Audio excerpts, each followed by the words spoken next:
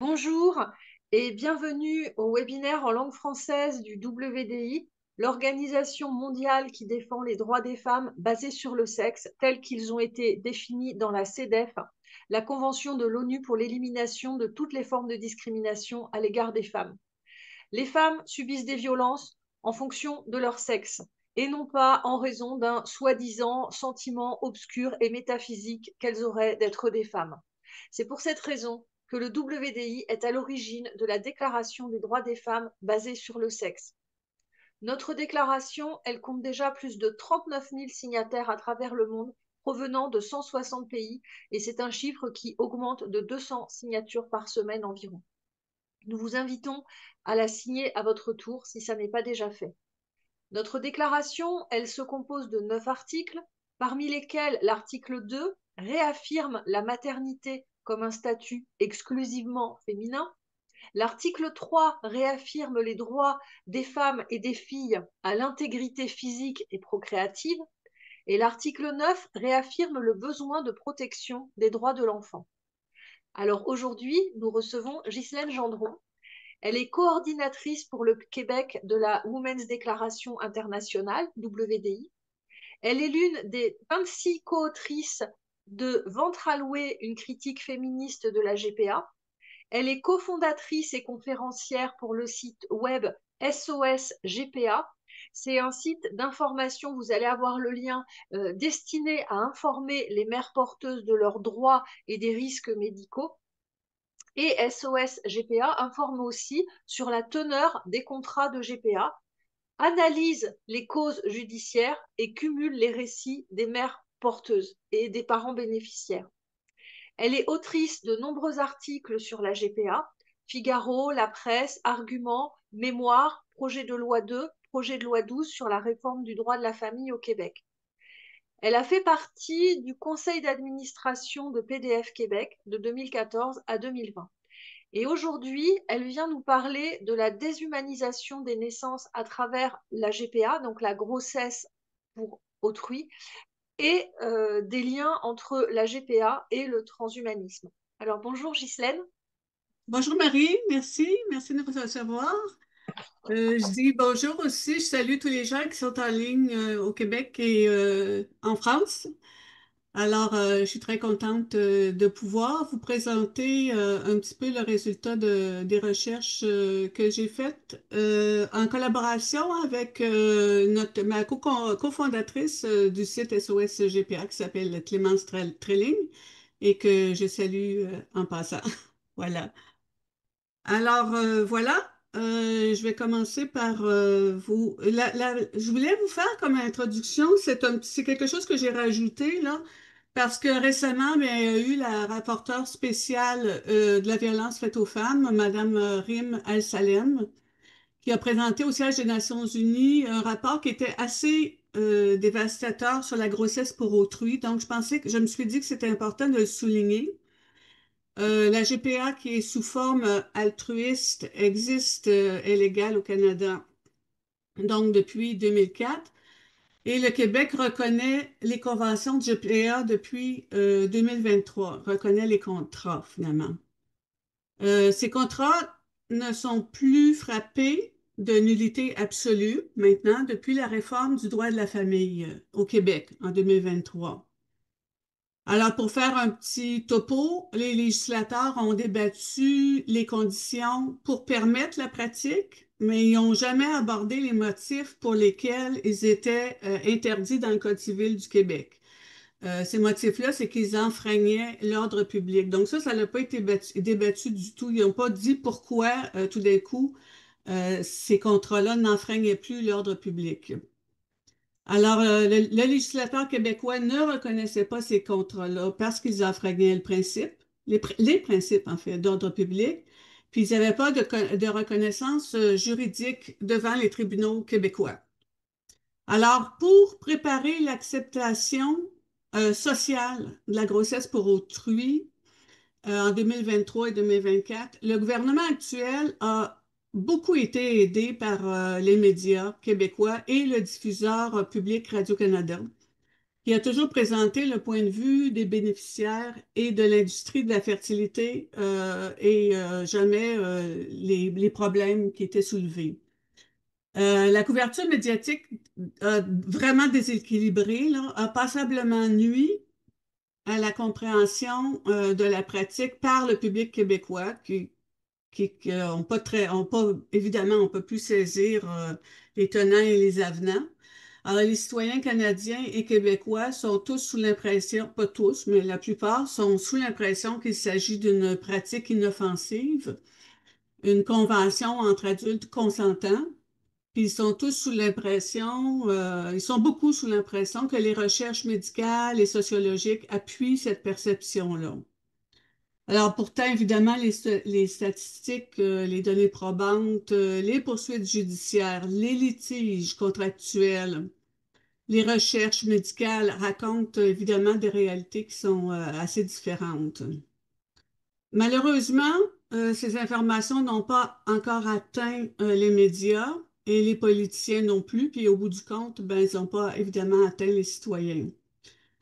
Alors, j'ai pris cette première introduction-là ou cette première diapositive-là parce que je trouvais important de rappeler ça. Puis j'insiste sur la responsabilité des médias qui n'ont pas joué leur rôle de garde-fou au moment où la loi a été votée à l'unanimité à l'Assemblée nationale. Alors, je suis très heureuse que le 10 octobre dernier, la rapporteure spéciale de l'ONU a dénoncé directement le rôle actif qui a été joué par la média. J'ai traduit ce qu'elle a dit, là. Elle a dit, je tiens également à dire que la manière dont les médias parlent de la grossesse pour autrui représente un grand défi auquel nous sommes confrontés, car ils édulcorent bien sûr cette pratique, ils l'embellissent et ils jouent un rôle très actif dans le conditionnement, elle utilise le mot grooming en anglais, des femmes et des jeunes filles, notamment pour les inciter à donner leurs ovules en la présentant comme étant à la fois rentable, sûre et altruiste. Voilà. Alors, maintenant, je vais aborder, ça c'était mon introduction parce que je voulais vraiment souligner le courage de Madame Al-Salem et son engagement ferme, vraiment ferme à s'opposer aux violences qui sont faites aux femmes, pardon. Alors là, j'arrive à mon sujet. J'ai parlé un peu de Clémence Trelling et moi. On avait été invités l'année dernière, je vous mets le contexte. On avait été invité l'année dernière par les éditeurs de la revue Argument pour réfléchir sur le thème, ça s'appelait le corps en trop. Alors, c'était une thématique qui était pour leur prochaine publication. Alors, ils nous ont proposé ce thème-là, puis nous, le sujet nous a beaucoup plu parce que on a été tout de suite séduits parce qu'on y a vu de nombreux parallèles avec la grossesse pour autrui, puis je vais vous communiquer le résultat de nos réflexions sur ce sujet-là.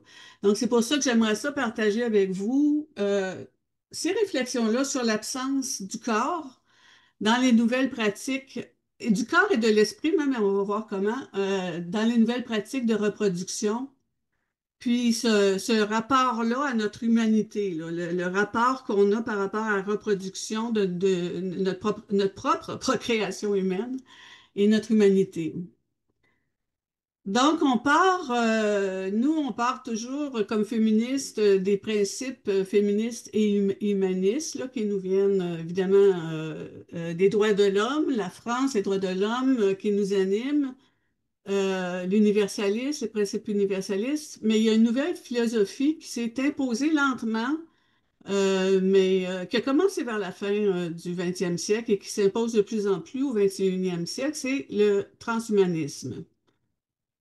Le transhumanisme s'est répandu grâce au développement assez stupéfiant d'ailleurs des biotechnologies au cours des dernières décennies. Alors, en fait, il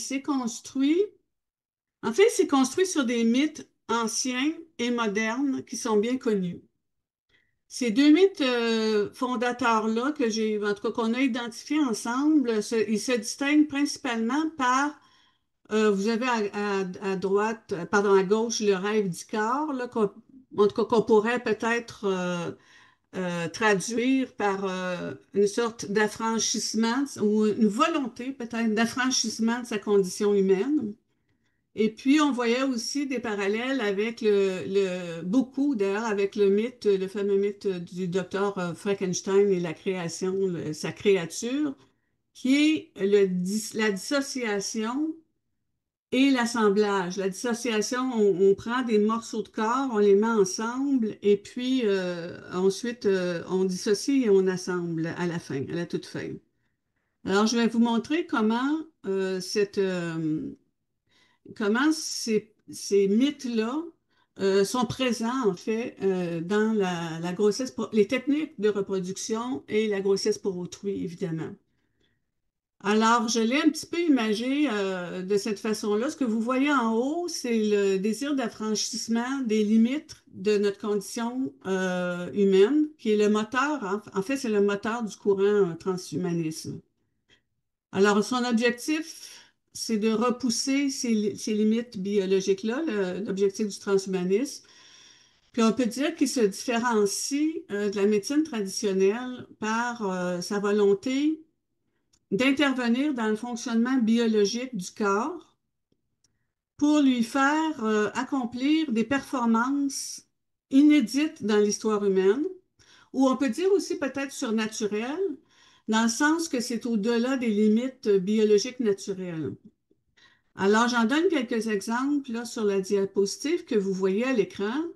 Alors, la première, ce que vous voyez en haut, c'est que c'est des hormones synthétiques qui sont administrées aux femmes, aux donneuses d'ovocytes, par exemple, pour que leurs ovaires produisent simultanément des dizaines d'ovocytes en une seule ovulation. Ça, c'est une performance qui est complètement inédite dans l'histoire de l'humanité. Ça s'est jamais fait. Les femmes sont capables de produire un ou deux ovaires par cycle menstruel, mais là, on parle de dizaines, de vingtaines, de quarantaines et au-delà, plusieurs dizaines.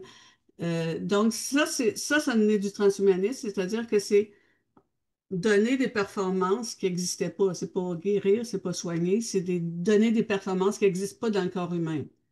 Mais c'est absolument effrayant parce que là, c'est pas augmenter le corps pour vivre mieux, c'est augmenter le corps d'une femme pour l'utiliser. C'est-à-dire que là, on va booster son organisme pour la transformer en pondeuse finalement. C'est ça que tu es en train de nous dire. C'est exactement ça. C'est Oui. exactement ça parce que on sait que si on fait une petite comparaison avec les donneurs de sperme, ben ils n'ont pas de problème de spermatozoïdes quand on a un donneur de sperme. D'un, il y en a des milliers, des millions, je crois, dans une seule éjaculation. Donc ils en ont tant qu'ils en veulent. Tandis que les ovocytes, qui est un peu l'or, le gold, tu sais, le golden nugget, qui est très difficile à extraire.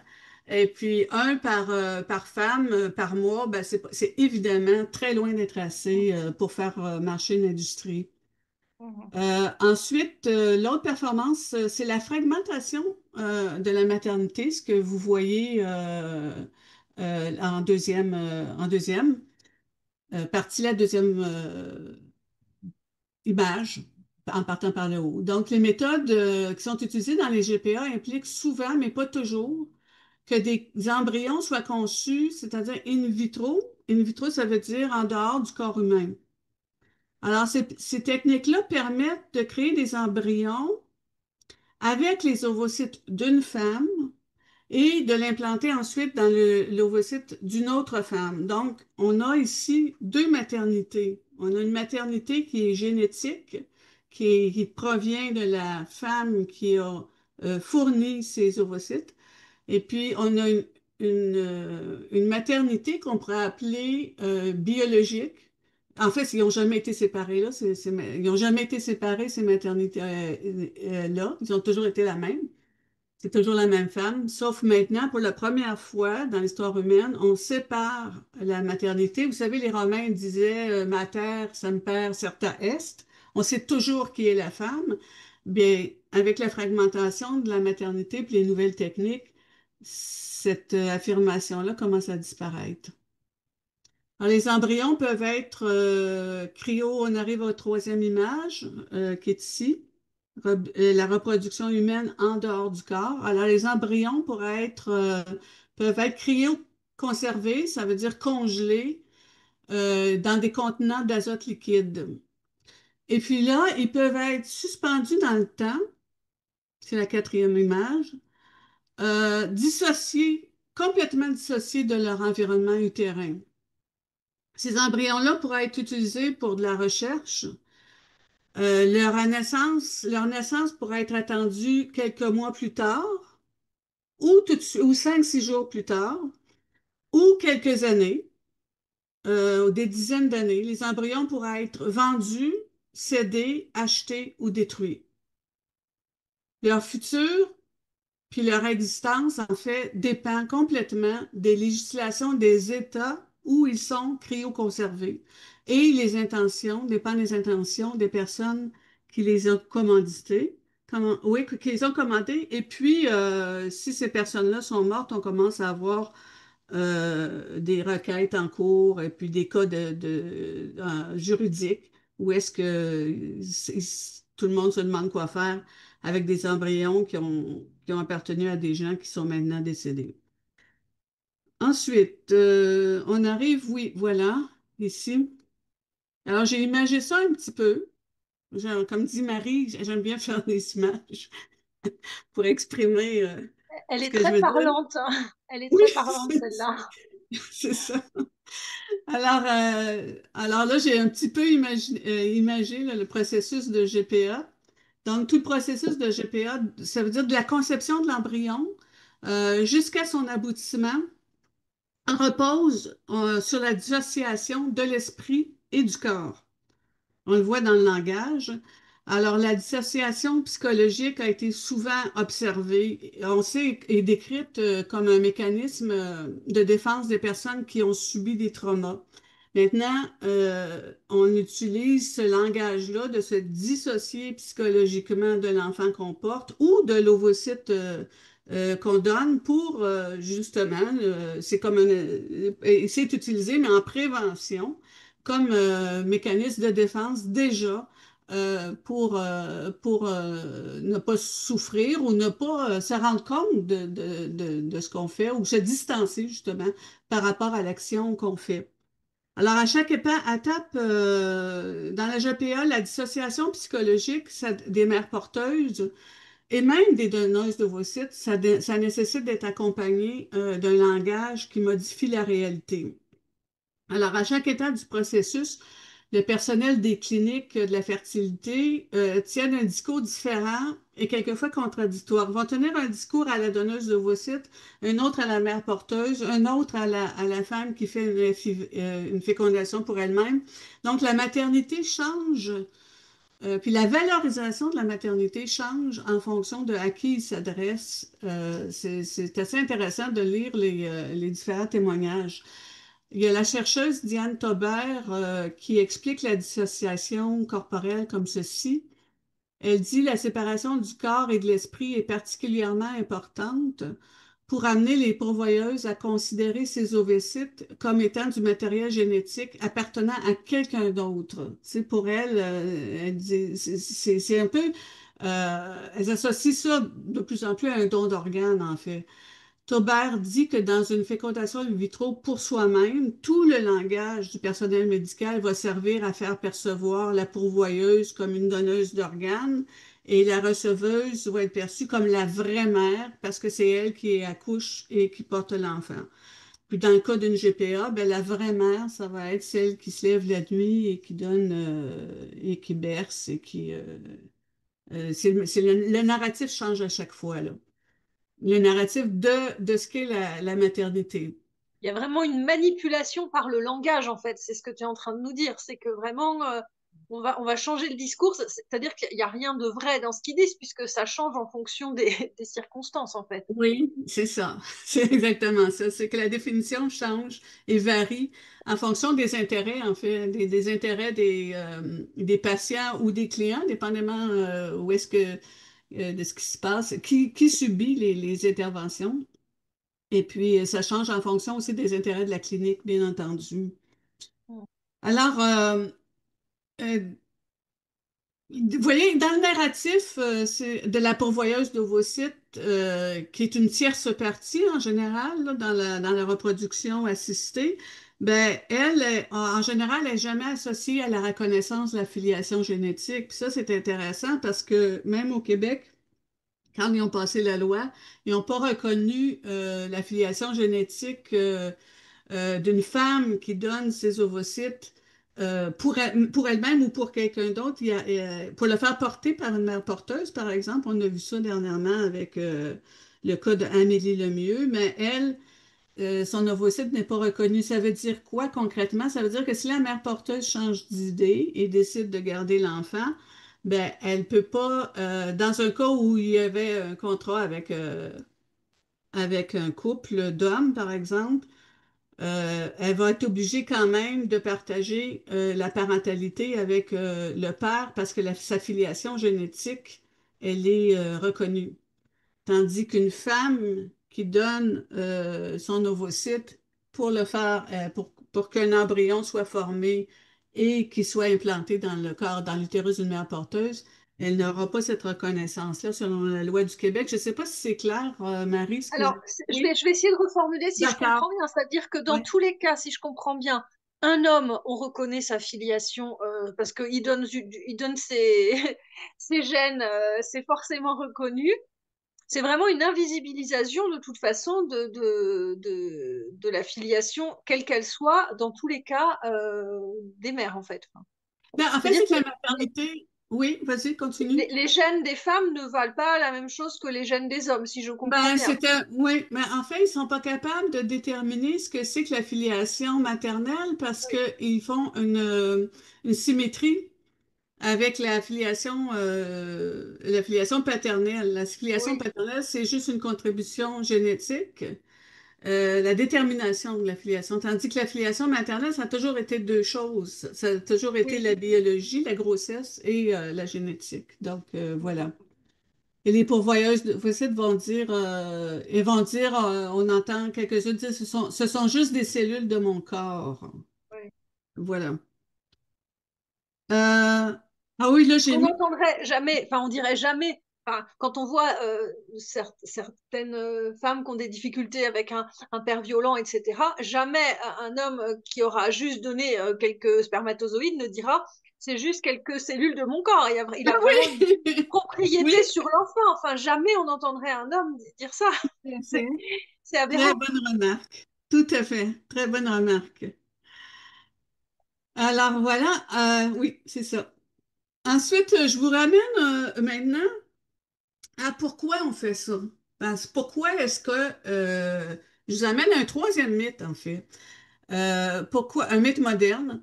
Pourquoi est-ce que on a recours à la maternité de substitution au Canada et ailleurs? Pourquoi on a développé ce marché-là? Alors, le premier mythe, c'est que la GPA c'est celui qu'on entend le plus souvent, donne l'opportunité à des gens infertiles de devenir parents. Moi, c'est ce que je croyais aussi beaucoup au début, jusqu'à temps qu'on commence à s'intéresser à qui sont les clients, pourquoi, quel est le pourcentage, etc., et qu'on voit aussi le marché évoluer, là. Alors, les données que je vous présente à l'écran, c'est des vieilles données, ça a déjà presque 10 ans, là, en tout cas 8 ans. C'est des données qui datent de 2017, qui ont été prises en Ontario. C'est sur comment dire, un échantillon de 287 arrangements en Ontario. Alors, je les ai séparés en deux parties. Vous avez à gauche les personnes fertiles et puis à droite les personnes infertiles, puis vous les voyez en pourcentage. Alors, les couples du même sexe, en 2017, c'était 40% de GPA en Ontario, de la clientèle. Les célibataires, hommes et femmes, 5,6%. Donc, je vous le mets, je les ai mis, si vous voulez, à gauche de l'écran parce que ce sont tous des personnes fertiles. Ce ne sont pas des personnes infertiles, en fait.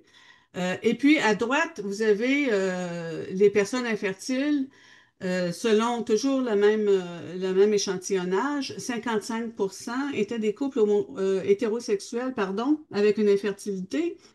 Mais ce qui est intéressant, c'est que ces gens-là, il y en a qui ont beaucoup, il y en a plusieurs qui ont déjà été fertiles, en fait, c'est qu'ils sont devenus infertiles avec l'âge. Alors, vous allez voir que finalement, les personnes réellement infertiles sont pas si nombreuses que ça dans la GPA. Alors, depuis quelques années, certains États, dont le Québec, ont élargi l'accès aux subventions pour assistance aux techniques de reproduction pour y inclure ce qu'ils appellent l'incapacité à se reproduire. Ça comprend l'incapacité à se reproduire seul. On élargit on élargit la définition d'infertilité pour les programmes de subvention de fécondation in vitro, les programmes de subvention d'extraction d'ovocytes, d'implantation d'embryons, etc., pour y inclure les personnes seules qui sont, selon le gouvernement, incapables de se reproduire et aussi dans les relations, dans le cadre des relations homosexuelles. Et aussi, on l'a aussi étendu aux personnes qui sont trop âgées maintenant pour se reproduire. Alors, si je fais encore le lien avec, là, j'ai mis un petit drapeau du Québec à mon ICAR, là, parce que je me suis dit que finalement, c'est comme si l'État vient compenser d'une certaine façon les limites de la reproduction humaine. On ne peut pas se reproduire seul, on n'est pas des amibes. Il faut avoir une relation entre un homme et une femme, puis on a une limite au niveau de l'âge pour les femmes, en tout cas. Alors, l'État, en choisissant ça, vient compenser les limites de la nature humaine.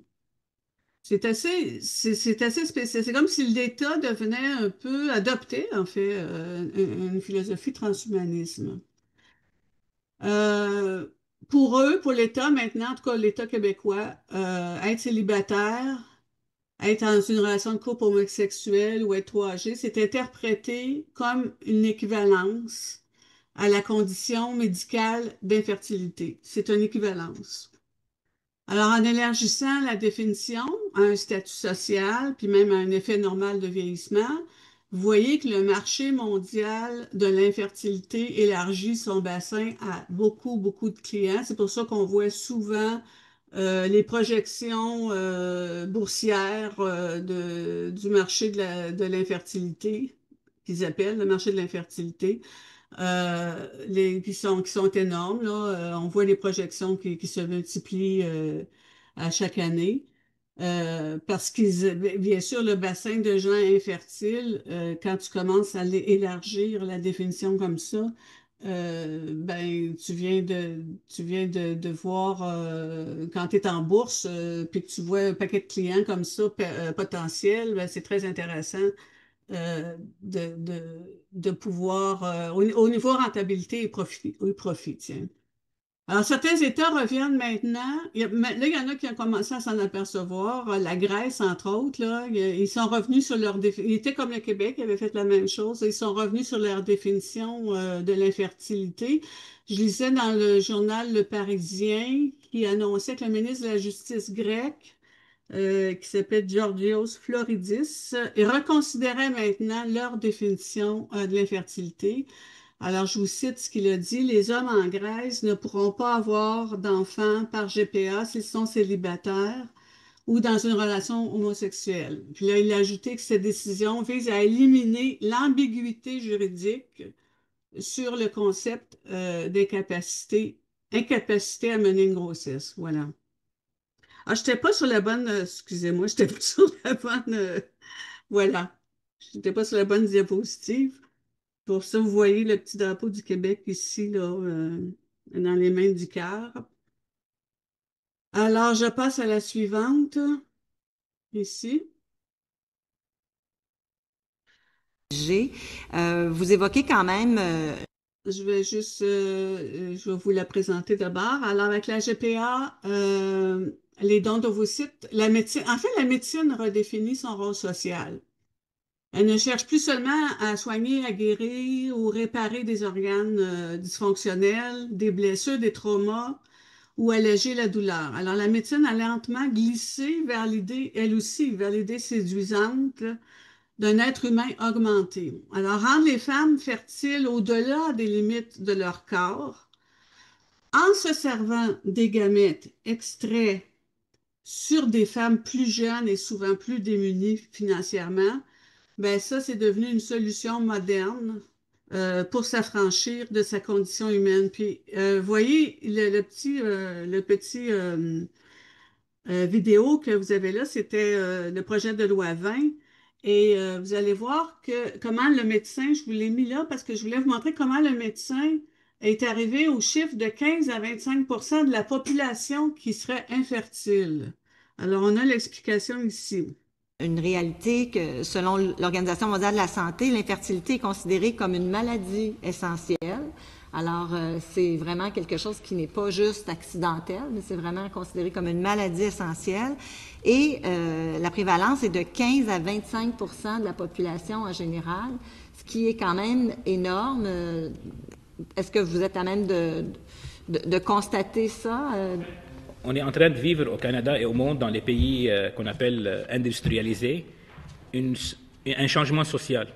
Ça veut dire que les femmes actuellement donc, pensent à avoir leur premier enfant, la première conception après 35 ans, ce qui est estimé qu'il y a 25% à 30% de la population canadienne qui accouche après 35 ans. Quand on parle de 35 ans ou plus, du même problème que je viens de citer, il y a une augmentation des taux d'anomalies chromosomiques, donc diminution des taux de grossesse, augmentation des risques de fausses couches. Donc c'est pour ça qu'on a écrit le 15-25%. Ça dépend de la population, ça dépend de l'âge et la première grossesse. Par exemple, en France, c'était l'âge moyen d'avoir de la première grossesse était 22 ans il y a 15 ans. Actuellement, il est 29 ans, 30 ans. Donc c'est une réalité qu'il ne faut pas sous-estimer. Puis c'est pour ça que les traitements de fertilité sont de plus en plus en demande. De plus en plus en demande. Alors, on est allé voir, évidemment, ça nous intéresse quand on entend des chiffres comme ça. Alors, on est allé voir dans le registre canadien de la reproduction assistée de 2023, quelles étaient les données par rapport aux stimulations ovariennes. Et c'est un, parenthèse, là, c'est un registre qui cumule les données de 35 cliniques de fertilité au Canada. Plus de la moitié sont en Ontario. La province de l'Ontario est une grosse, grosse province. C'est la province la plus importante de l'industrie de la fertilité. C'est un petit peu la locomotive de l'industrie au Canada. Alors, ce registre-là, c'est sur une base volontaire. C'est pas toutes les cliniques qui participent à cette base de données. Alors, si vous voyez, je ne sais pas si vous voyez bien à l'écran, la première raison de faire une stimulation ovarienne à une femme, c'est parce que les hommes sont infertiles. Alors, 25%, là, c'est la raison la majeure. On fait ces interventions-là invasives sur des femmes parce que les hommes sont infertiles. Ah C'est oui, quand même évidemment, intéressant. on va pas faire des interventions invasives sur les hommes infertiles, les pauvres choupinous, ce serait trop invasif pour eux. Du coup, c'est eux qui ont un Peut-être. souci de fertilité, mais c'est les femmes qui ont charcute. C'est ça que tu Oui, nous c'est dis. ça. Oui, ben, c'est un peu ça, oui, c'est ça. En fait, c'est que en tout cas, on peut le voir, j'en avais mis quelques exemples à la fin, mais comme le spermatozoïde a du mal à féconder l'ovule, ben, il faut extraire l'ovule de la femme pour le mettre dans une boîte de pétri, puis donner, des fois, ils mettent un genre de petit moteur où ils forcent le spermatozoïde à rentrer dans l'ovule. Alors, c'est pour ça que on extrait, on fait donc il faut faire, pour faire ça, il faut faire une stimulation ovarienne aux femmes.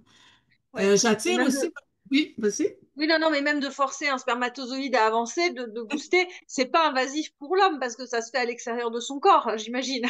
Exactement, tout à fait.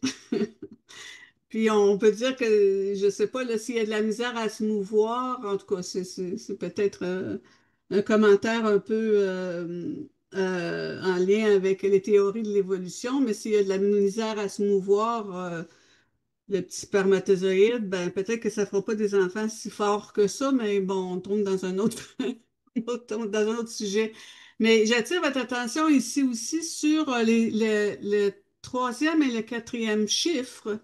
Alors, c'est écrit en anglais, diminished, je vais vous le lire en français, c'est diminution de la réserve ovarienne. Donc, la femme a moins d'ovules, produit moins d'ovocytes et l'âge avancé de la femme. Ça aussi, c'est d'autres raisons de faire des stimulations ovariennes. Mais ces deux raisons-là, c'est l'âge. Parce que la cause majeure de la diminution de la réserve ovarienne, c'est l'âge. Donc, on essaie encore de repousser les limites de la procréation pour la femme euh, de la femme, puis on essaie de compenser aussi les limites de l'homme en faisant ces opérations. On verra les conséquences de ça un petit peu plus loin. Donc, ce qui fait que ce qu'on appelle de l'infertilité, ben, voyez-vous, il y a 40% des femmes qui sont trop... C'est là que je suis allée voir le chiffre, là, les fameux couples hétérosexuels qui faisaient 55% des recours, tantôt qu'on a vu du recours à la GPA. Ben, il y en a 38% qui sont trop âgés, là. Donc, c'est pas tout à fait la définition de l'infertilité. Et puis, tout en bas, ben, vous voyez que ça commence à grossir ces chiffres-là. Là. Ils sont en bas, mais je serais pas étonnée que dans quelques années, ils soient plus hauts. C'est le don d'ovocytes, le don, en fait. Oui, le don. Ce qu'on appelle le don d'ovocytes et le besoin d'une porteuse gestationnelle. Hein? Donc, vous voyez encore là la déshumanisation du langage. Porteuse gestationnelle, gestational carrier en anglais, c'est une femme, une mère porteuse, quoi. Il n'y a même pas le mot femme ou. Enfin, il n'y Non, a rien. C'est même pas un être humain, quoi. non. Il Alors, désigne. on a le mot femme, advanced female age, hein, en haut. Alors, male facteur, on a le mot mâle, on a le mot femelle, mais ici, ce sont des porteurs gestationnels. Voilà. Mhm. Ici, on arrive à quelque chose qui était, en tout cas, moi j'ai trouvé ça intéressant. On vient de voir les raisons et les statistiques qui sont invoquées pour justifier les recours à la pratique de la GPA et le don d'ovocytes. Alors maintenant, je vous propose d'examiner, comme on dit, le diable est dans les détails, là, les détails biologiques d'une fécondation in vitro dans le cadre d'une grossesse pour autrui. Alors, il y en a deux sortes de grossesse pour autrui. Il y a ce qu'ils appellent la grossesse gestationnelle et la GPA, pardon, pas la grossesse, mais la grossesse pour autrui gestationnelle et la grossesse pour autrui traditionnelle. Bon, ce qui différencie l'une de l'autre, c'est le matériel génétique qui est utilisé. Dans la traditionnelle, c'est l'ovocyte, c'est celui de la mère porteuse. C'est probablement celui qui est le plus sécuritaire pour la femme qui va. C'est probablement, oui, c'est la façon la plus sécuritaire pour elle au niveau des risques médicaux de faire une grossesse. Et évidemment, c'est pas celle qui est préférée par les cliniques de fertilité et par l'industrie. Alors, parce que cette femme-là, elle va être liée génétiquement et biologiquement à l'enfant. C'est-à-dire qu'en fait, ça empêche, même si ça reste qu'un discours et que c'est faux, mais ça empêche de dire, mais de toute façon, c'est pas ta génétique. Enfin, je C'est dis pas que c'est pas exactement ça. de fait, ça reste son enfant, mais ça permet aux marchands de dire, il n'est vraiment pas à toi. C'est ça en fait. C'est pour ça qu'ils préfèrent ce mode-là. C'est exactement ça. En fait, les raisons qui sont invoquées par les cliniques canadiennes, s'il y en a deux. Alors, la première, c'est qu'ils disent ça préserve des recours judiciaires, en fait. il dit si, tu sais, les clients ne perdront pas leur recours, en tout cas, ils espèrent que si jamais la mère porteuse veut garder l'enfant, ils auront moins de chances de gagner la cause si la mère n'est pas liée génétiquement à l'enfant. Ah, ils le La disent deuxième- comme ça, ils n'ont pas honte. Ah, c'est là, c'est carrément écrit dans leur Ils disent document. en fait, on va bloquer cette femme pour qu'elle ait aucun droit, quoi. C'est ça qu'ils disent, mais sans se cacher, quoi, vraiment. C'est... Oui, carrément, c'est vraiment ça, c'est écrit carrément dans les documents des cliniques de fertilité. En fait, et puis, c'est pour rassurer le client, quoi. Puis la deuxième raison qu'ils invoquent, ils disent que c'est pour ne pas qu'elle s'attache à l'enfant.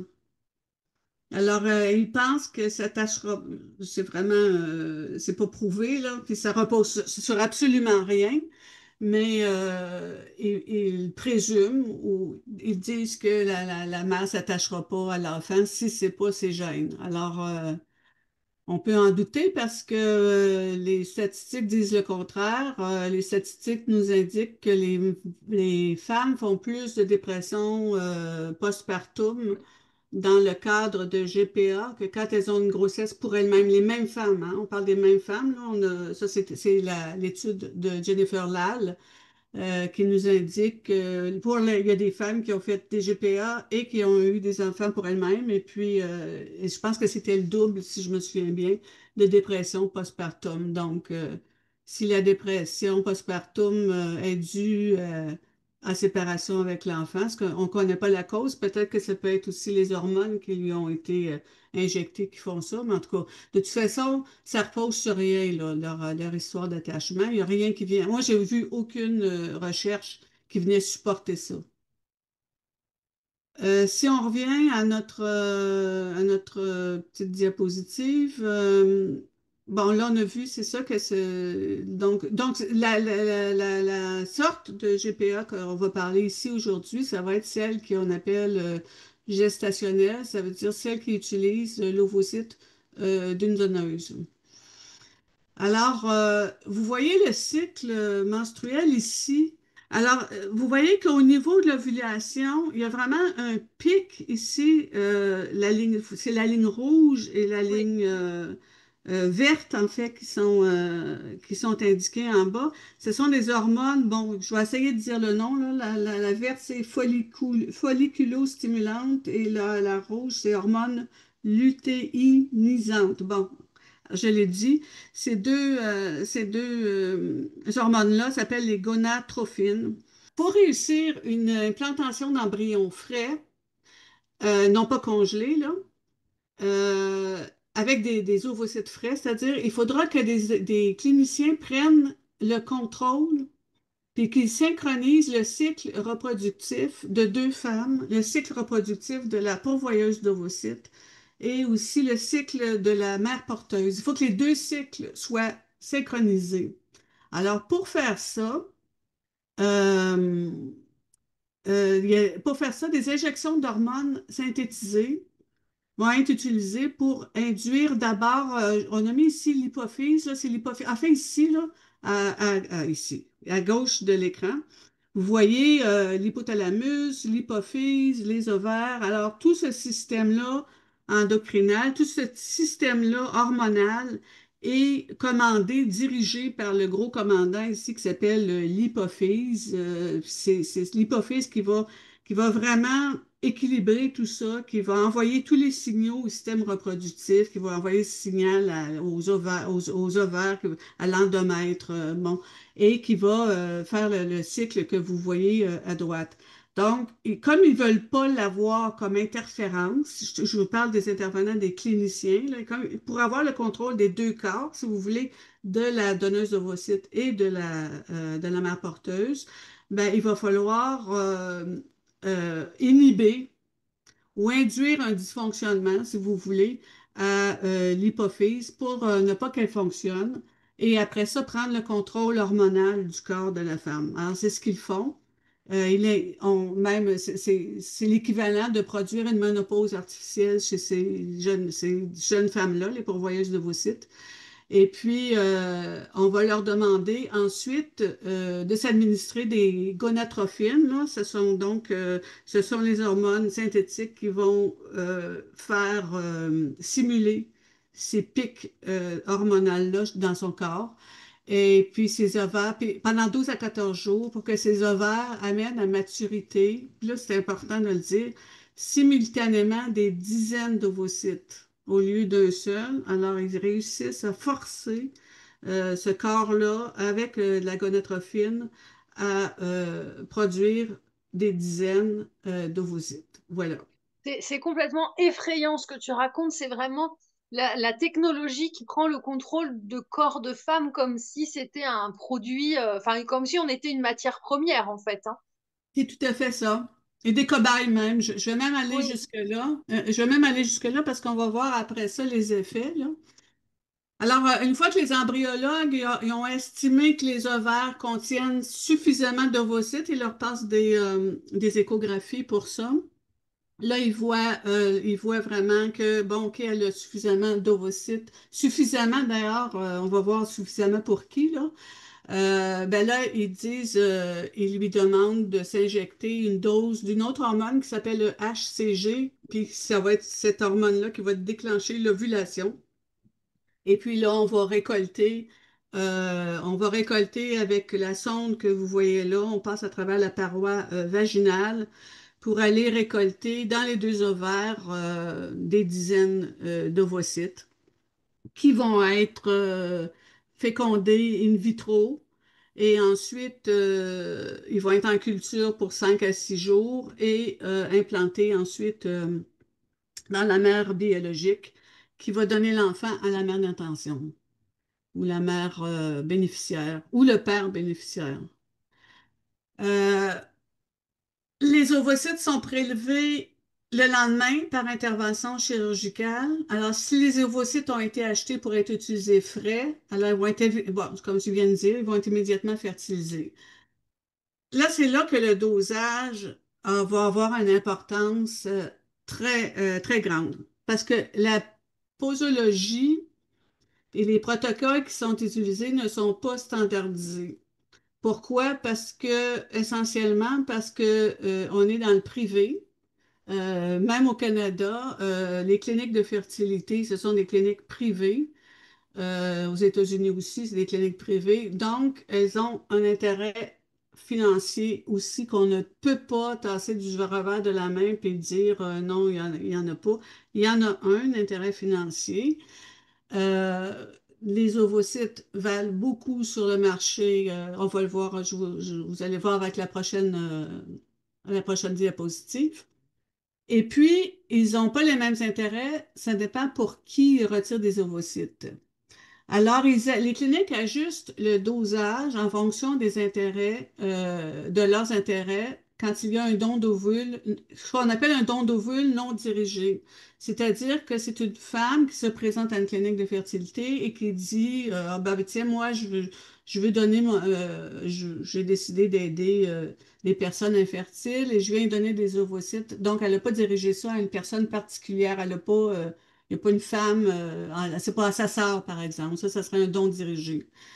Alors, les dosages qui sont administrés aux pourvoyeuses d'ovocytes ne sont pas les mêmes. Les dosages et les protocoles ne sont pas les mêmes que ceux qui sont administrés aux femmes qui souhaitent soit cryoconserver leurs propres aux ovocytes ou faire un don autologue, là, c'est-à-dire que, comme on a vu tantôt dans l'exemple, où est-ce qu'elles vont avoir une extraction d'ovocytes, puis, par exemple, l'ovocyte, l'œuf va être fécondé dans une boîte de pétri par le sperme de son mari, par exemple. Tu sais. Ça s'appelle un don autologue. Mais ces femmes-là n'auront pas le même dosage que les femmes qui font des dons d'ovocytes. Puis c'est important de savoir ça parce que plus la femme est jeune, plus elle va réagir aux hormones. Donc elles reçoivent des doses, les femmes qui font des dons d'ovocytes reçoivent des doses plus grandes et réagissent plus que les femmes qui font pour elles-mêmes. En général, elles sont plus âgées, puis leur système de reproduction, leur ovaire, réagissent moins, si vous voulez, à ces dosages-là. Alors, pourquoi est-ce qu'on fait ça aux femmes plus jeunes? Ben, c'est pour en avoir plus. C'est tout simplement ça, pour avoir le plus d'ovocytes possible, parce que les ovocytes sont monétisés sur le marché. Euh, les cliniques canadiennes n'établissent pas de normes et le nombre d'extractions maximum par pourvoyeuse, comme c'est le cas en Espagne, par exemple, qui est un gros pôle de dons d'ovocytes, l'Espagne. Alors, les protocoles pharmaceutiques des cliniques canadiennes stimulent davantage les pourvoyeuses des patientes, des pourvoyeuses que les patientes infertiles. Ce qui a pour effet que des risques supplémentaires qu'elles prennent elles prennent des risques supplémentaires et réagissent plus fortement aussi. On va le voir. Alors ici, ce que je vous ai mis ici, c'est euh, bon, on l'a vu, les cliniques de fertilité appliquent des traitements différenciés. Le printemps dernier, ici au Canada, donc en 2025, un avocat torontois a annoncé qu'il organisait un recours collectif en Ontario. Alors, il y avait une plaignante ici qui dénonce justement le protocole médical. On lui a extrait 40 ovocytes. Alors vous allez voir le médecin que je vais vous montrer tantôt, quand c'est un don autologue, c'est-à-dire la femme pour elle-même, on en extrait environ de 10 à 14 et ici on en a extrait 40. Le voici, le docteur Elias Daoudou. Alors, ce qu'il dit, ça vient de la série documentaire Naissance du futur.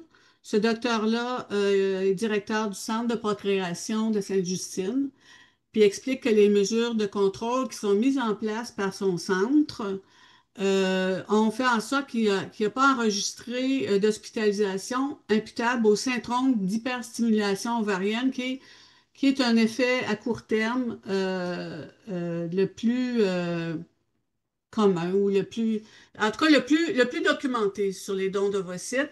Les cliniques affichent que ce risque-là est environ 1%. Vous allez voir que les chiffres qu'on a sont très différents. Et lui, il dit que l'idéal, c'est d'avoir un cycle qui va donner entre 7 et 14. Alors, la jeune femme qu'on vient de voir, elle en a eu 40. Mm. Alors, il dit, plus on a de follicules, plus on a de taux d'estrogène élevé, donc plus on a un risque de syndrome d'hyperstimulation ovarienne. Alors, il dit, heureusement, la forme sévère actuellement n'existe pas. Moi, ça m'a fait tiquer d'avoir vu ça parce que c'est dans un documentaire, et puis je suis allée voir, et puis ce monsieur-là travaille au centre hospitalier de Sainte-Justine. Alors, ils font des extractions d'ovules pour des dons autologues. Donc, vous voyez, eux, ils rapportent, en tout cas, j'ai pas vérifié, j'ai pas de chiffres, je sais pas j'ai pas pu vérifier là où il a pris ces chiffres, peut-être il a probablement raison, mais eux n'ont pas eu de syndrome d'hyperstimulation ovarienne parce qu'ils font des extractions entre 7 et 14 ovules par femme, ce qui n'est pas du tout le cas des cliniques qui prennent des dons d'ovocytes pour, euh, pour les rendre sur le marché, quoi. Oui, en fait, c'est ça, c'est que eux, ils font des extractions, mais pour des femmes, c'est pour elles, c'est pas pour les vendre à d'autres acheteurs, en fait, c'est ça. Voilà, Donc forcément, il y en a exactement. moins et il y a moins de risques. Mhm. Il y a moins de risques aussi parce qu'elles sont plus vieilles. Elles réagissent Oui. leur système ovarien réagissent moins fort au dosage, puis les dosages sont plus bas. Alors, ici, c'est une femme qui s'appelle Christine, qui est il y a un site qui s'appelle We Are Ex Donors. C'est un site très intéressant où les femmes écrivent, c'est comme un blog où elles écrivent leur expérience de don d'ovocytes. Elle était infirmière, d'ailleurs, elle a été extrêmement malade. Elle a eu un syndrome d'hyperstimulation ovarienne. Euh, vous pouvez aller lire son histoire, soit sur notre site ou soit sur We Are Ex Donor. En résumé, si je résume, un don d'ovocytes, il y a juste de la souffrance. Il n'y a pas d'autre chose. Il y a que de la souffrance physiologique. Il y a 63 à 70 des cycles, hein, pas des ovocytes, mais des cycles d'extraction qui ne produiront pas de naissance vivante. Donc, la très large, 70, ils sont faits pour rien finalement. Ça vient du Canadien, ça vient du registre que je vous ai montré tantôt. Il n'y a aucune rémunération qui est permise au Canada. Puis il y a des risques à court terme et à long terme que l'on ne connaît pas encore bien. Le seul, il n'y a pas de, comme je vous l'ai dit tantôt, il n'y a pas de recherche qui a été faite sur les effets à long terme. Sur les donneuses d'ovocytes, parce qu'on a fait les recherches sur les femmes qui faisaient des dons autologues, c'est-à-dire pour elles-mêmes. Donc, il y avait pas, on l'a vu, il n'y avait pas les mêmes risques, puis ils n'ont pas les mêmes dosages. Donc, pour les femmes, pour les donneuses, il n'y a rien présentement qui existe, ni aux États-Unis, ni au Canada. Alors, les chercheuses réclament depuis plus d'une décennie la création d'un registre national qui suivrait l'état de la santé des pourvoyeuses, au moins la suivre sur plusieurs années, parce qu'à long terme, on n'a rien. L'anthropologue médicale Diane Tauber, dont je vous parlais tantôt, a pris l'initiative d'elle-même de piloter un projet, puis fait le suivi sur des pourvoyeuses d'ovocytes depuis plus d'une dizaine d'années. C'est sur une base volontaire. Les femmes, elle les rappelle, elles viennent lui parler. Malheureusement, il ne s'agit pas d'un registre national, puis le recrutement se fait sur une base volontaire. Les pourvoyeuses ne savent toujours pas, souvent, elles ne savent pas les posologies puis le type d'hormones auxquelles elles ont été exposées. Elle prend, il y a beaucoup d'Américaines, mais elle prend aussi des Espagnols et puis Canadiennes. Il y a des gens d'autres pays aussi qui sont dans sa recherche. Alors, les effets à court terme et à long terme qui ont été signalés dans le cadre de son projet qui s'appelle le projet Ovado, c'est que 10% d'entre elles ont signalé qu'elles étaient devenues infertiles. Infertile. Dans le livre, un livre que je vous recommande si le sujet vous intéresse, c'est Ex-Glonomics, c'est un livre de Diane Tauber. Il y a même une pourvoyeuse d'ovocytes qui est devenue infertile puis qui a l'intention d'avoir recours à une pourvoyeuse d'ovocytes pour devenir enceinte. Eh oui. Alors, cyniquement, il y a comme une sorte de chaîne d'infertilité qui se crée par le marché lui-même. Alors, 10% de la ressource humaine de l'industrie de la fertilité deviennent infertiles puis deviennent elles-mêmes des clientes. Ça, c'est ce qu'on appelle de la rentabilité. On voit les effets à court terme, c'est syndrome d'hyperstimulation dont on vient de parler. Que Tauber a recueilli les données, si vous voulez, a enregistré les données là, dans son projet. Torsion ovarienne, endométriose, ça c'est assez fréquent aussi, puis ovaire polykystique aussi. À long terme, maintenant, c'est ce qu'elle a. Comme je vous dis, il n'y a pas de recherche avec tu sais, des groupes comparatifs. Il y a juste, en fait, tout ce qu'on a là, c'est ce qu'elle a fait. Donc, ils ont relevé des problèmes de thyroïde, incluant des cancers, des maladies de graves, cancer du sein avant 40 ans, sans historique familial, cancer des ovaires, ménopause prématurée, cancer du côlon, c'est une couple de fois je le vois celui-là, puis infertilité. Euh, sur les cliniques de fertilité, vous allez toujours voir que l'extraction, la stimulation ovarienne, c'est toujours annoncé 1%, moins de 1% vont faire une stimulation ovarienne, vont avoir, pardon, un syndrome de stimulation ovarienne sévère. Ça, c'est ses données à elle. Alors, vous voyez à l'écran, sévère, là, ce que vous voyez, c'est que il y en a, selon les dosages, puis selon les protocoles utilisés, c'est beaucoup plus. On va jusqu'à 26%, là. Puis, je ne sais pas si vous voyez les chiffres suffisamment, mais la première ligne en haut, là, c'est le nombre d'ovocytes qui ont été extraits. Alors, vous voyez que le plus haut taux, là, écoutez, c'est énorme, là, syndrome d'ovocyte, d'hyperstimulation ovarienne sévère, c'est énorme, 26%. Alors, ces femmes-là s'étaient fait extraire 50 ovocytes et plus, là. Euh, voilà, je porte attention, ces recherches compilent les répercussions, c'est ça, à long terme, voilà. Et puis le 1%, on est loin de ce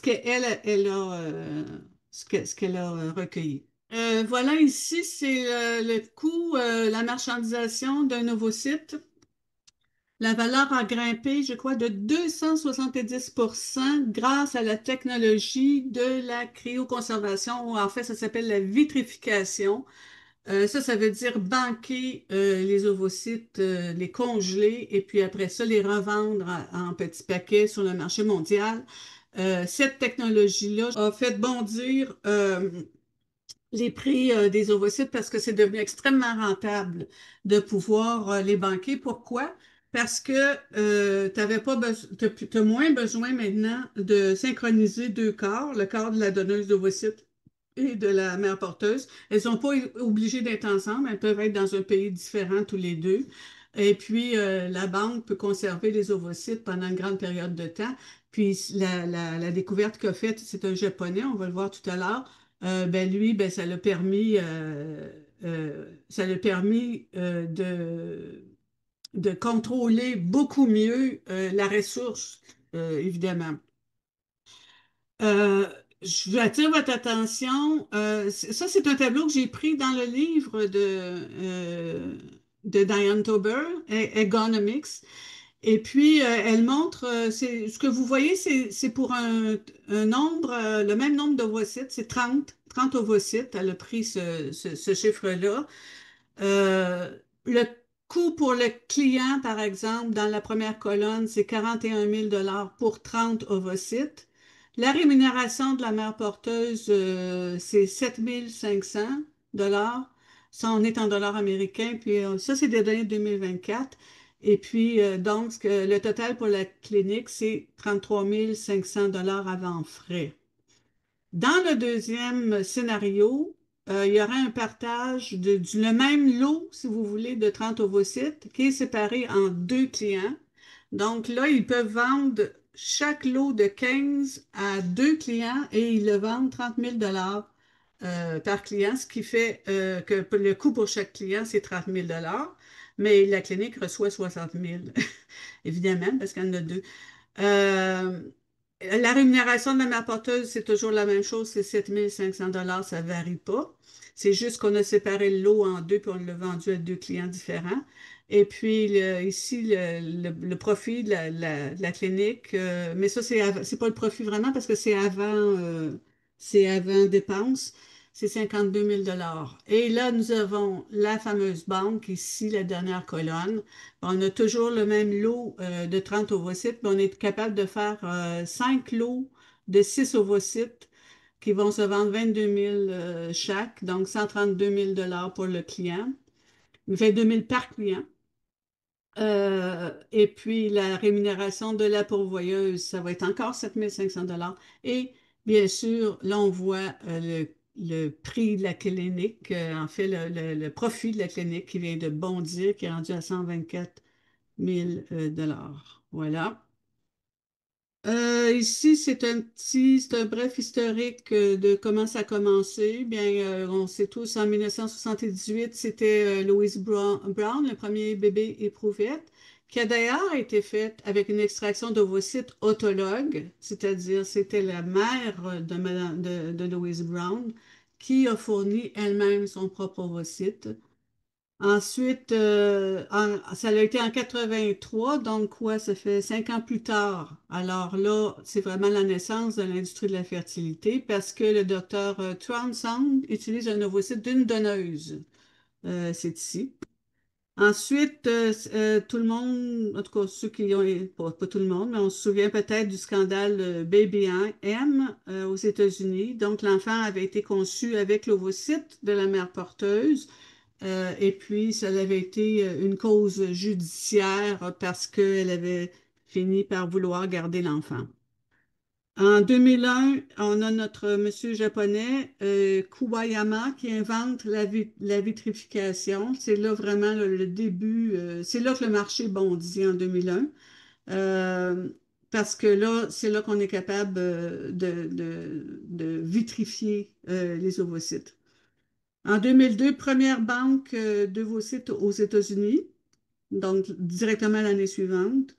En 2012, l'American Society of Reproductive Medicine retire l'étiquette expérimentale de la vitrification. Ça aussi, ça a été important parce que jusqu'à ce moment-là, ils considéraient que les ovocytes qui étaient congelés, c'était expérimental. Là, ils ont retiré, donc ça a donné vraiment le dernier coup de, comment je dirais ça, d'étrier à l'industrie.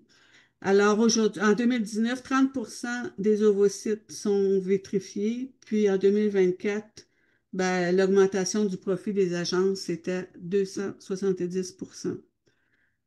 Alors, ce que vous voyez à l'écran, ben, ce sont les catalogues d'ovocytes. Au Québec et au Canada, aux États-Unis, les pourvoyeuses sont sélectionnées à partir de leurs caractéristiques physiologiques, intellectuelles, leur ethnie, la couleur de leurs yeux, leur taille, leur historique médical et leur capacité reproductive.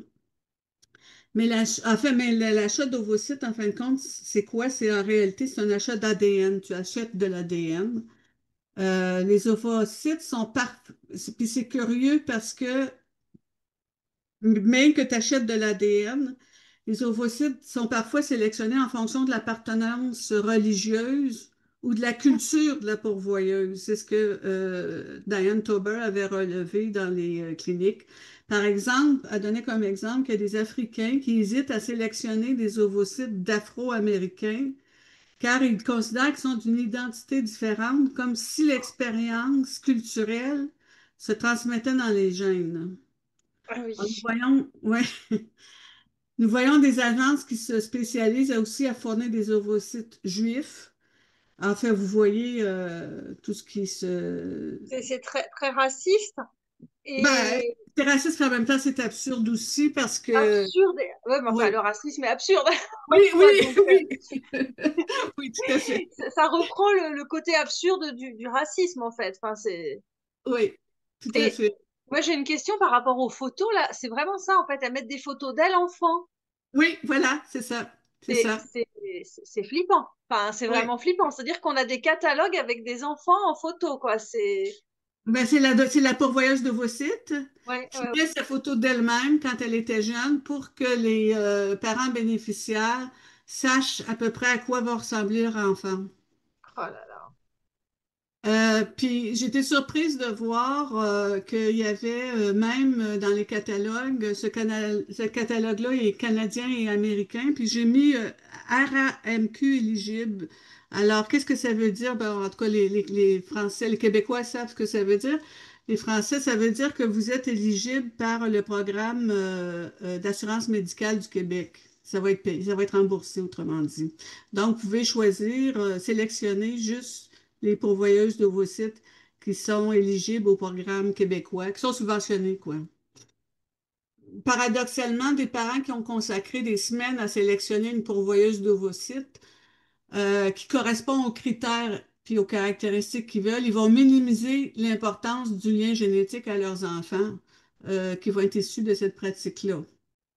Puis le simple fait d'avoir choisi cette pratique-là pour accéder à la parentalité, c'est pourtant une indication qu'ils considèrent que le lien génétique est primordial pour eux, parce que sinon, ils auraient opté pour une autre solution. Alors ici, j'ai parlé surtout des pourvoyeuses d'ovocytes dans cette présentation-là parce que on est habitué beaucoup à voir les mères porteuses, puis je pense qu'il faut parler des deux, mais je trouvais que ça n'avait pas été tellement couvert le côté pourvoyeuse d'ovocytes, c'est pour ça que j'avais décidé quand même de m'étendre un peu plus sur celui-là.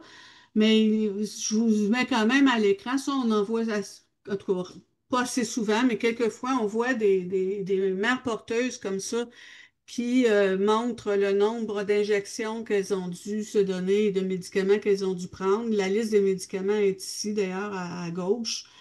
Et puis tout ça, comme je vous expliquais tout à l'heure, c'est pour simplement synchroniser les deux corps, hein, le corps de la donneuse d'ovocytes et puis le corps, donc, parce que tu peux pas. J'étais surprise de voir qu'il y avait des gens encore aujourd'hui qui pensaient pas qu'on pouvait en fait, il y a plus de monde qu'on croit qui pense qu'on peut prendre un embryon et l'implanter dans l'utérus d'une femme jeune, puis ça va marcher. En fait, tout ça, ce que vous voyez à l'écran, là, c'est tout ce que ça prend pour que ça fonctionne quelquefois, hein, pas tout le temps, là.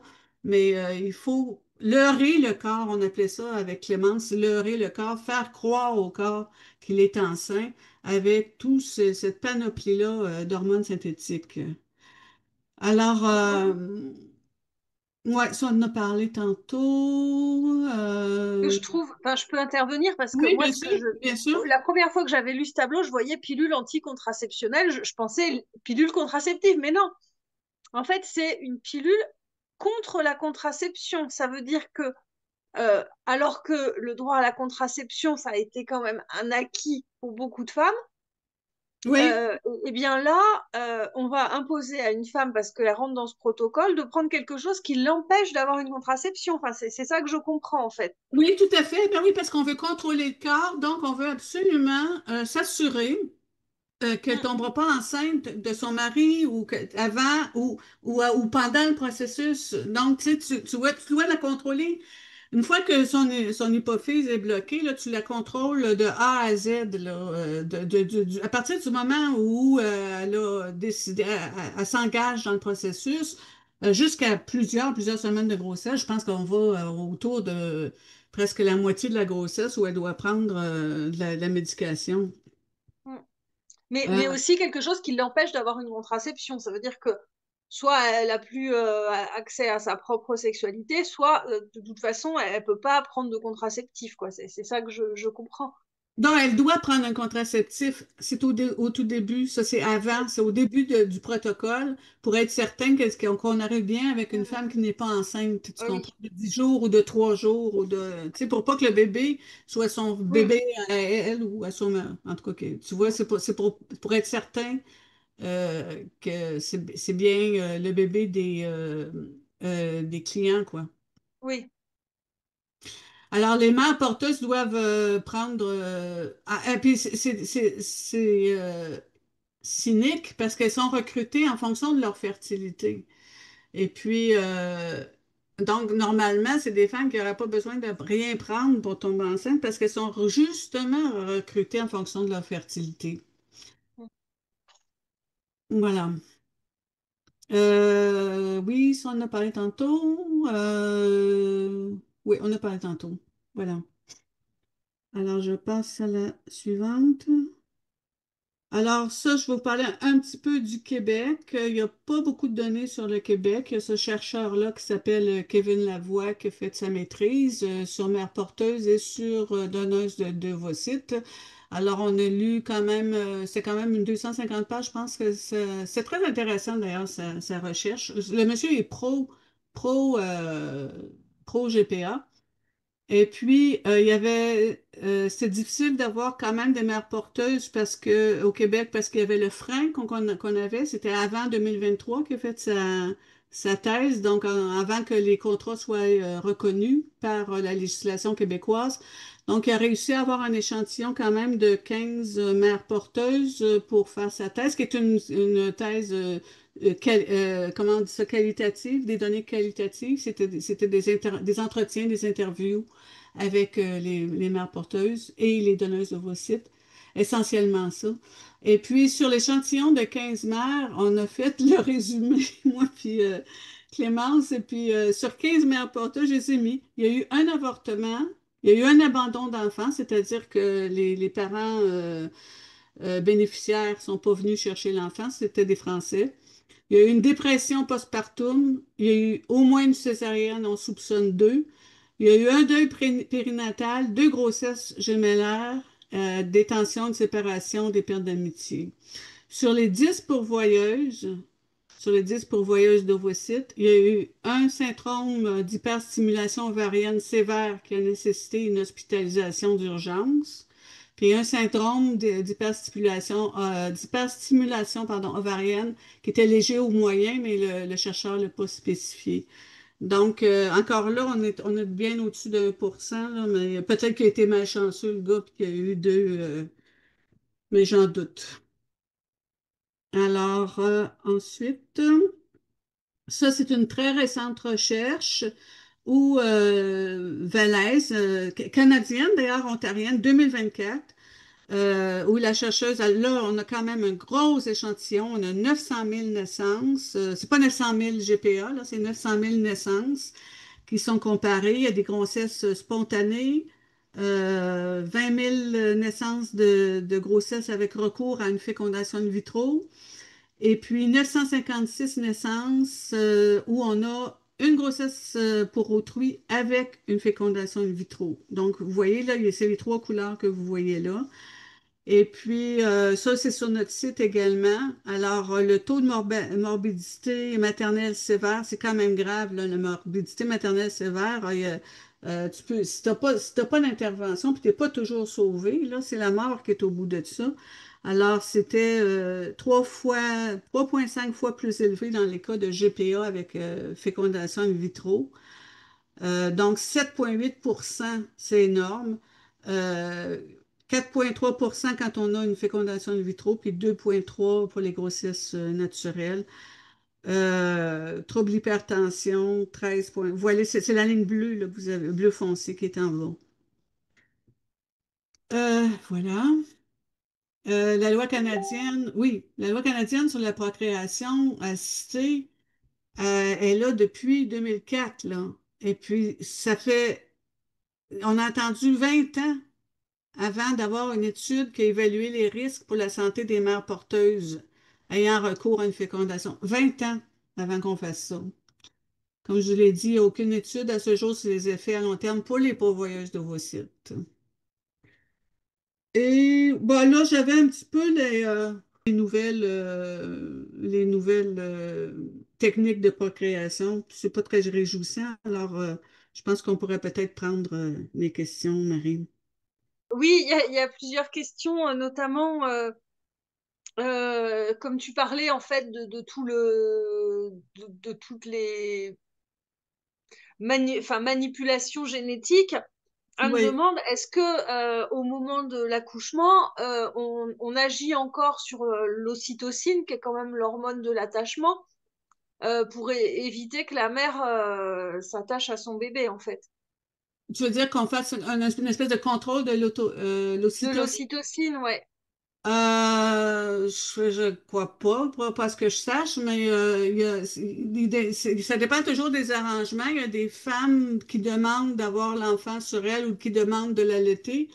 Puis, tu sais, parce que je pense que l'ocytocine, je crois, je suis pas certaine, mais je pense que c'est provoqué aussi par ce geste-là. J'ai l'impression que ça arrive avec cette réunion-là aussi, là, naturellement. Et puis, non, je crois pas ce qu'ils font, des fois, les femmes vont donner leur lait ou ils vont prendre des produits pour arrêter la lactation. Mais ça dépend. Il y en a qui demandent de tenir l'enfant 2 minutes, d'autres, mais des fois, ça leur est refusé. Hein, Quelle alors, horreur. oui, oui, ça les C'est oui, horrible, horrible, oui, horrible d'être oui, arraché comme ça. oui, Ouais, ouais, oui. ouais. Mais Et pour l'enfant aussi, on n'a pas de données non plus, très peu de données sur l'enfant. En fait, on connaît, non, c'est pas vrai, on connaît très bien les données de stress que c'est causé quand tu oui, sépares un enfant. Ça, on le connaît très, très bien, oui. ouais, ouais, ouais. C'est très Et documenté. Mm. après, j'ai l'impression, enfin, moi, ce que j'avais lu aussi, c'est qu'il y a tout le travail psychologique, il est fait en amont. Enfin, c'est un peu ce que tu disais tout à l'heure, c'est Oui, que de toute façon, comme tu dis, on les dissocie de leur oui, grossesse oui, pour justement éviter qu'elles voient la réalité, que en fait, c'est leur oui, enfant. c'est ça. Les brochures sont faites comme ça, d'ailleurs. Les Oui, brochures, oui, ouais, ouais. qui C'est s'adressent assez incroyable, ouais. aux femmes. Euh, Oui. Il y a une autre question justement sur enfin, c'était très intéressant justement de voir aussi parce qu'on entend souvent parler des mères porteuses, mais là tu as beaucoup parlé aussi de ces pourvoyeuses d'ovocytes. Oui. Euh, Qu'est-ce qui peut les motiver en fait à donner ou vendre, enfin être pourvoyeuse, alors que c'est quand même une démarche assez délétère sur la santé, qui a peu Mhm. ou pas de rémunération, c'est quoi qui les motive en fait, ces femmes? Ben, ça dépend où est-ce qu'elles habitent. Aux États-Unis, c'est beaucoup. Aux États-Unis, ces femmes-là sont beaucoup recrutées dans les universités. Donc, elles sont endettées. Bon, pourquoi c'est vraiment un bassin pour les cliniques? Parce que c'est des femmes qui sont jeunes. Donc, il leur faut des femmes jeunes. Et il leur faut. Puis, en général, elles sont endettées parce qu'aux États-Unis, quand même, c'est assez cher l'éducation. L'éducation universitaire est quand même beaucoup plus cher qu'ici, en tout cas plus cher qu'au Canada. Donc, elles ont des dettes d'études et elles sont jeunes. Donc, il y a cette motivation-là. On voit beaucoup, beaucoup d'étudiantes. D'ailleurs, ils recrutent dans les universités aux États-Unis.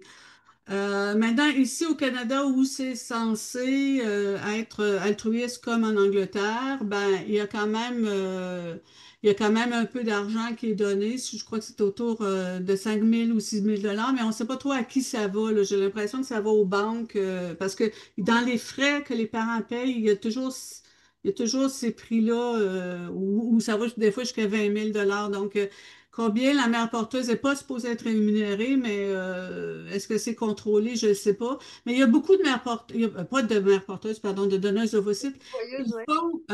qu'ils font parce qu'elles ont connu quelque sentiment de culpabilité. Mm. Tu sais, quand tu lis un peu les témoignages, d'ailleurs, on a les témoignages aussi sur notre site.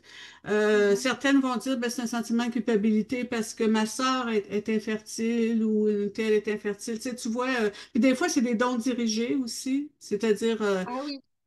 donc, un père tiens, ben, mon frère est homosexuel et puis ben, il voudrait avoir un ovocyte de sa famille parce que ça va être fertilisé avec son chum. Tu vois, tu sais, c'est comme pour avoir les génétiques. Il y a toutes sortes de raisons comme ça, là. Mais il y a des fois, il y a vraiment des raisons de don de soi total, là, tu sais, où les femmes sont peu. Par contre, ce qu'on lit souvent, c'est qu'elles sont peu informées sur les risques et les douleurs qu'elles vont avoir, ouais. C'était une des questions, voilà, sur est-ce qu'elles savent tout ça, en fait. Non, parce que quand tu lis Ok. justement le document de la voix, ce qu'on je lisais souvent, c'était on nous a pas informés correctement, on nous a pas tout dit, tu sais, on nous a pas bien expliqué, tu sais, parce que Ouais. souvent elles s'attendent pas à avoir ces douleurs-là. Ouais. Et il n'y a pas juste les douleurs, hein, il y a les effets aussi. Ouais. Après, ouais, les Ouais. conséquences. Et il y avait une autre question, c'est est-ce que tu sais à peu près combien d'enfants sont vendus de la sorte, enfin au Québec, combien d'enfants Ouais, sont ben sur produits de cette façon-là? ouais, ben tu vois sur ce que j'ai comme données, c'est c'est la recherche de Velez que j'ai parlé qui était sur 1 million là, de naissances, enfin 900 quelques mille naissances en Ontario sur 9 ans, je crois, 9 ou 10 ans, c'est sur autour de ça. Et puis là-dessus, ben il y en avait 890 à peu près. Donc sur 10 ans, tu vois, ça fait à peu près. Mais là, c'est juste en Ontario, hein. Donc on c'est juste dans une seule province. Donc, on peut à peu près mettre quoi, 100 par année à peu près, là, dans Ouais. cette province-là. Mais ça compte pas les GPA qui ont été faites pour des étrangers. Il y en a quand même beaucoup, là. Ah oui, oui, Ouais. parce qu'il y en a pour les gens au Québec, mais aussi des gens qui viennent de Qui viennent de l'étranger. l'étranger. Ouais, Ouais, ouais, c'est d'accord. ça. Écoute, il y a plein de spectatrices qui disent il faut absolument que cette conférence circule. Enfin, Ah oui, je suis plein de, d'accord.